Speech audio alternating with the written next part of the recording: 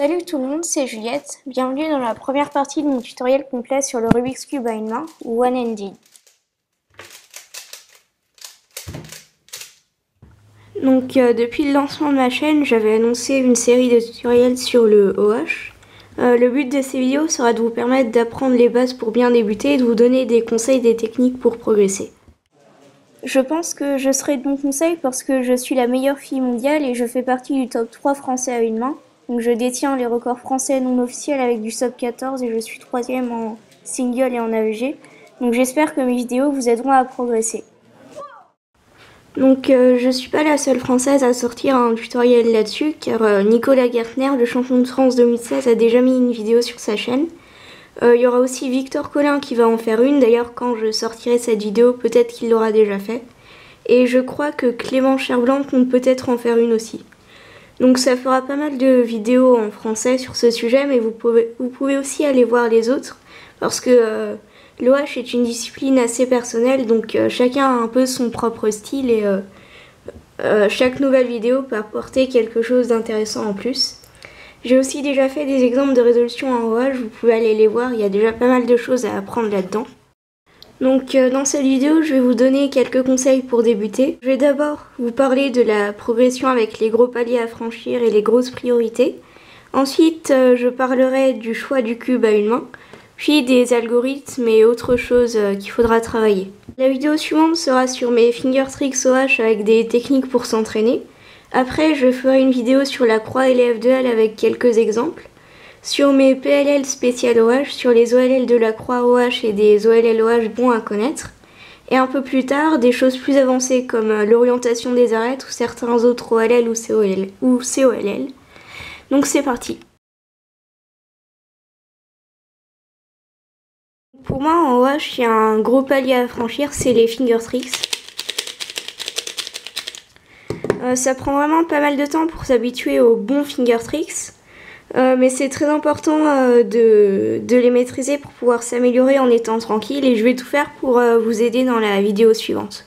Par contre, l'avantage après, c'est que bien souvent, quand on les maîtrise un minimum, on progresse très vite et c'est très simple d'atteindre un niveau entre 20 et 30 secondes.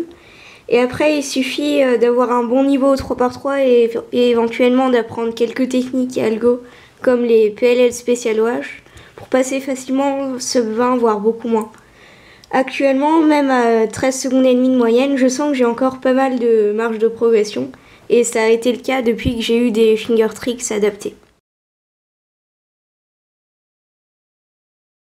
C'est pas forcément le cube qui va tout changer, mais avoir un cube adapté peut vous aider. Ce que j'appelle un cube adapté, c'est un cube plutôt serré et pas trop rapide, mais bien stable plutôt que vraiment très desserré et incontrôlable. Au début, le choix du modèle n'est peut-être pas très important, mais ce qui risque de vous gêner, c'est la taille. Beaucoup au début pensent qu'ils n'y arrivent pas parce que leur cube est trop grand, donc ils choisissent un cube tout petit, comme par exemple le Zanchi 50 mm. Ça a été mon cas, mais je me suis vite rendu compte que c'était quand même pas tout à fait adapté parce que c'est quand même trop petit et nos doigts dérapent un peu à cause de ça. Après, un bon intermédiaire, c'est les cubes de 54 à 55 mm. Il y a un petit paquet de modèles différents bons pour l'OH et c'est en tout cas pour moi la taille parfaite. Pour finir, il y a la taille standard de 3x3, 57 mm, donc là on a tous les choix de modèles. Actuellement j'utilise un 57 mm, donc ça peut se faire aussi. Après, tout dépend de votre ressenti, notamment par rapport à la taille de vos mains. J'ai plutôt des petites mains, donc j'ai une préférence pour les petits cubes. Mais ça m'empêche pas du tout d'être bonne. Vous pouvez aussi y aller progressivement comme je l'ai fait en prenant des cubes de plus en plus grands si vous vous sentez à l'aise. Pour les modèles en 55 mm, il y a les Moyu Aolong et Wailong que j'ai longuement utilisés, mais aussi en un peu moins connu les Fangshu, Jiyun et Shuangzhen, le Dayan Zanchi et le Moyu Liying. 57 mm uniquement, il y a les cubes de type Guoguan et Tsung Design comme le Meiying qu'utilise Victor, et le Guoguan Yuesha que moi et des gens comme Keaton Ellis et Pavan Ravindra utilisent. Il y a aussi le Moyu Wailong GTS que prend Nicolas Gertner, ou le Moyu Tanglong que prend souvent Valentin de la chaîne André et Valentin. Tous les cubes en 54 à 55 mm que j'ai présentés précédemment existent aussi en 57 et sont tout aussi bons. Antoine Quentin par exemple a très longtemps cubé en OH avec un Wailong 57 mm. On peut aussi trouver des choses du côté de Gantz, notamment avec le Gantz 356R, dont un ami m'a dit du bien pour l'OH.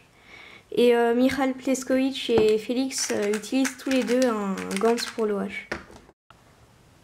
Après, il se peut que j'ai pas présenté un cube que vous trouvez bon, mais c'est tout à fait normal. J'ai simplement parlé des plus populaires et ça dépend bien sûr de vos goûts personnels.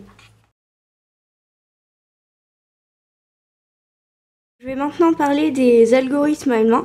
En faisant des résolutions, vous vous rendrez très certainement compte que vous allez oublier des algorithmes. C'est-à-dire que c'est des formules que vous maîtrisez très bien à deux mains, mais dès que vous les faites à une main, vous êtes plus capable de vous en rappeler. Donc c'est un phénomène très courant qui arrive à tout le monde, hein, même aux meilleurs. Et il existe des techniques pour y remédier. Ce n'est que ma méthode, mais je vous conseille de passer en revue tous les cas que vous connaissez. Et il y a sans doute des cas comme des OLL qui seront vraiment durs à passer. Donc dans ce cas, vous pouvez soit les faire en deux temps,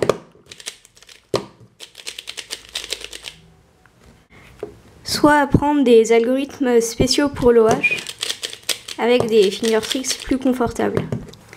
Donc je présenterai bientôt tous mes algos de PLL et je mettrai aussi des liens dans la description pour les OLL et autres formules.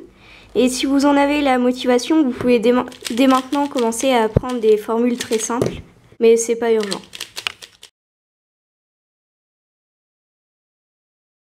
Il faut aussi savoir que l'entraînement au 3×3 est très important pour être bon en OH parce que en dehors des fingertricks, l'OH nécessite, tout comme le 3×3, des qualités essentielles comme une bonne anticipation et une certaine efficacité des mouvements en choisissant les meilleures paires, en faisant des X-Cross, en utilisant des cas pour skipper, etc. Je reviendrai pas là-dessus dans les vidéos suivantes, mais il est évident qu'il faut aussi travailler ça, surtout à une main parce qu'on tourne quand même plus lentement, donc on a plus le temps de voir le cube. Après, la seule chose qui change, c'est qu'à une main, on a des mouvements restreints, donc il faut tout faire pour se retrouver avec des mouvements confortables à faire. C'est ce que Antoine Quentin appelle l'efficacité OH, mais j'en parlerai plus en détail dans les vidéos suivantes. Donc cette vidéo est terminée, je pense avoir donné tous les conseils pour débuter, mais n'hésitez pas surtout si vous avez des questions. Vous pouvez également liker et dire ce que vous en pensez dans les commentaires, j'essayerai de sortir la vidéo sur les fingertricks le plus rapidement possible, donc à très bientôt.